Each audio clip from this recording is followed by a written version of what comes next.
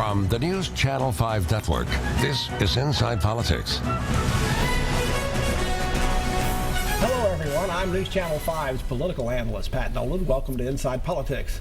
The 109th Tennessee General Assembly came back to Nashville this past week to begin the second year of its two-year term. As usual, lawmakers have a crowded list of issues to consider, especially if they want to finish their work as they have in recent years by mid-April.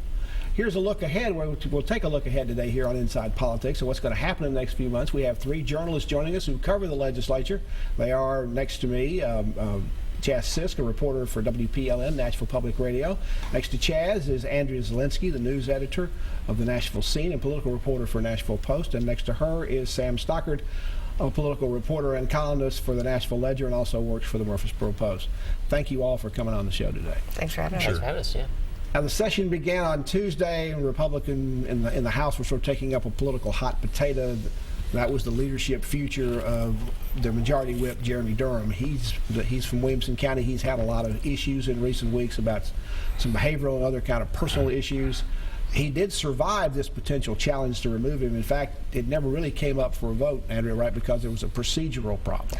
Yeah, they ended up spending a lot of time in this caucus meeting, which was a closed-door meeting. None of the public or reporters were allowed, but they had a lot of they spent a lot of time trying to figure out the procedurals, which meant which they essentially figured out they needed to get 49 votes to just two-thirds of the caucus, which is 73 members, 49 votes to open up the discussion. They only ended up getting 48, so Chaz, they never discussed it. Those who brought this up and probably, I assume, wanted to remove Durham from leadership, did they just not count well? Did they know they were short going in? They didn't have the votes to actually do what they wanted to do? Well, I mean, I think that's a good question. I mean, I think this debate over procedure is pretty important because a lot of times in a legislative body like this, you know, the procedure determines the outcome.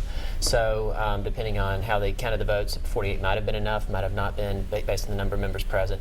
But you know, it just kind of shows how unusual the situation is that there was this much fighting over the policy, over the procedure, and that could actually determine the outcome here. Now, Sam, is it fair to speculate that if there had been a two-thirds vote, had they gotten one more vote, and then it came on the floor to actually vote whether to remove him from his leadership position or not, that since that only takes a simple majority, he might well have been removed from his position? He probably could have been removed. I know there were only about 17 votes to have the closed meeting, so it still probably would have been pretty tight. I noticed that I believe House Speaker Harwell and Gerald McCormick, I believe they both raised their hands to keep the meeting open. It probably would have depended on whether they could have mustered enough to have him ousted. And Representative Durham is blaming the liberal media for making all of this happen, and he did express some regret about some of the things that happened and said he's trying to do better in the future, but he also said that the caucus procedure sort of represented a kangaroo court, and he was rather combative in dealing with reporters. Is this matter over? Probably not, and at the very least, it at least colors this session. I mean, this is the first step that, you know, this is the kickoff step to this session, and it's already kind of has this cloud of controversy. And you know, being one vote away, if they could have gotten all the votes in there, would they do it again?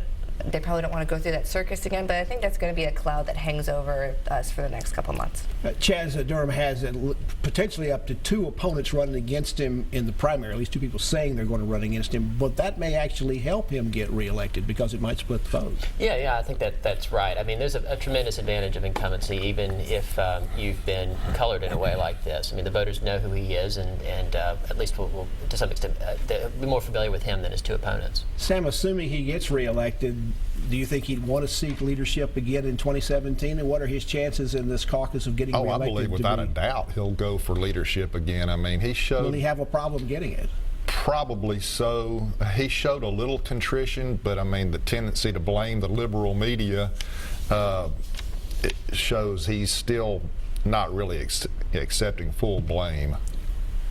Andrea, when the legislature gets down to the one thing they have to do legally every year, which is approve a budget, the big issue might not be how to spend money, at least in terms of what the governor allocates, but how to spend the big surplus the state's getting. We have $600 million or more in surplus now.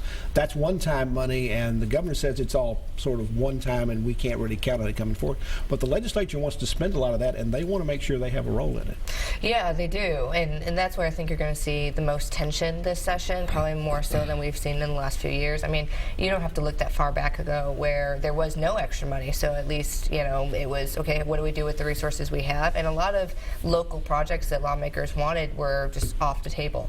So now with all this additional funds, you have, you know, various projects in members' districts. You have, well, do you pour that into teacher pay raises, given the governor had said, you know, we're going to, well, actually, teacher bonuses, because that's more of a use of one-time money. You know, what kind of things are they going to use that for? I think that's where we're really going to see the rub this session. Chaz, the governor does get the first crack at it. He gets to present the budget. He is to make the state of the state probably early in February. But there's also been some talk that he might want to spend some, at least some of his commissioners wanting to spend it on sort of upgrading state facilities, because they seem to be in pretty bad shape, and it's even having a problem if they want to outsource them and have somebody else run them.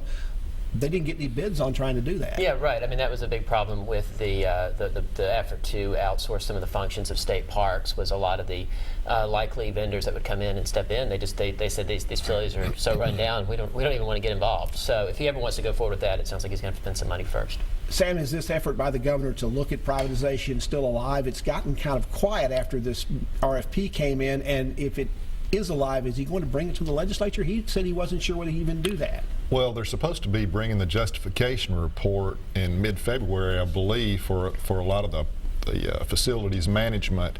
Now, they're also trying to get a new vendor, possibly to replace JLL on leasing state office space.